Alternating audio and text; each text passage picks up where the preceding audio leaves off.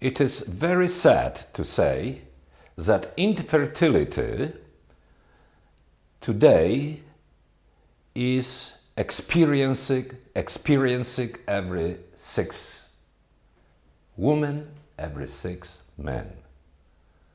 Why?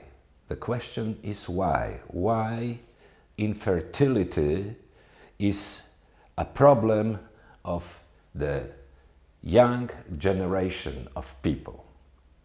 Why they cannot conceive?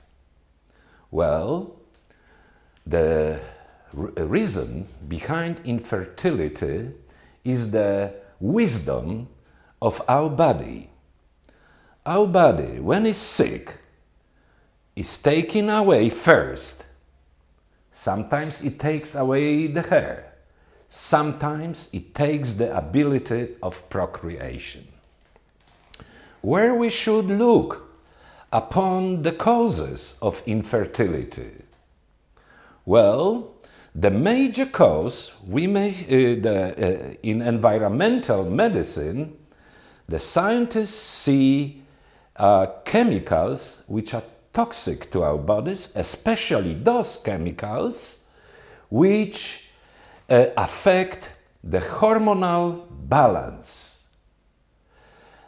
Talking about those substances, first of all, we must mention pesticides and almost all derivatives of oil. We must mention also heavy metals, which are a very major problem. We also must consider our mineral balance with so-called good minerals, which are antagonistic ones to those toxic ones. It is absolutely beyond any question that heavy metals are not considered by those who are trying to conceive, neither by physicians who are trying to help these young couples to become parents. It is beyond any question that heavy metals such as aluminum, cadmium, and mercury we can find in the fluids of semen, and we can find in the fluids of women's eggs. What do they do there? Well, obviously they prevent conception. Simple as that. So the next step would be what sort of heavy metals I have in my fluids, what imbalances I have in my body. It is of immense importance to check this out, and the next logical step would be to remove those who are harmful and bring the balance to those who are necessary to become, for example, in the case of women, pregnant.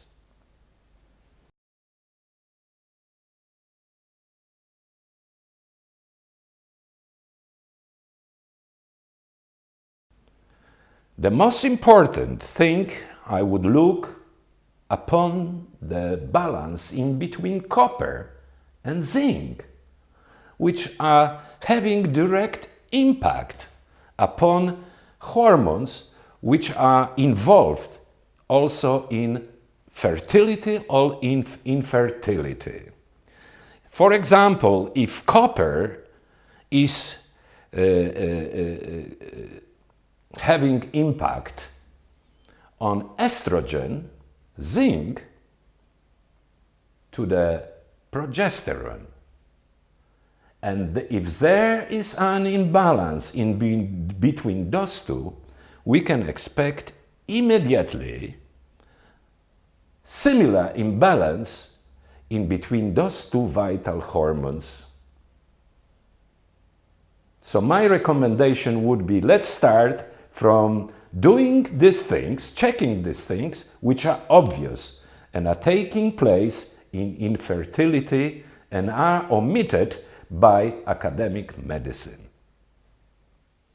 Trying to summarize whatever I said, what I would recommend those young people who are trying to become a parent. Obviously, the first step, obviously it is not in vitro. Let's go first to check all the minerals, the catalyzers of hormonal imbalances. What do we have? This is the first step to find out what's going on inside my body. Why my body refuses me to become infertile.